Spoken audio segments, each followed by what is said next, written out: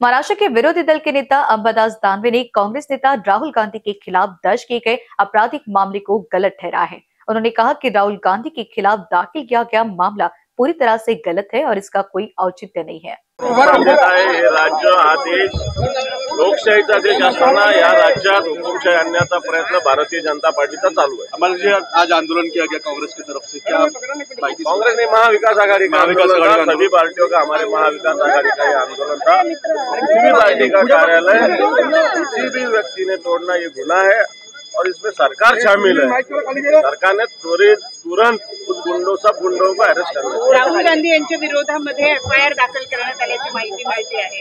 चुकीचा एफआयआर येतो, कारण राहुल गांधी देशाचे विरोधी पक्षनेते, लोकसभेचे जबाबदार नेते आहेत आणि त्यांच्या विरुद्ध खुनाचा प्रयत्नाचा गुन्हा 307 दाखल करतात। याला काय अर्थ आहे का? त्याचबरोबर कल्याण डोंबिवलीमध्ये एका मराठी कुटुंबाला जे आहे ते शिवीगाळ करण्यात आल्याचं कळलं। मराठी असल्यामुळे शिवीगाळ करण्यात आल्या। हिंदी भाषा हे जे सरकार आलं आताचं भारतीय जनता पार्टी, याच्यामुळं हे सगळे लोक जागे झालेले आहेत।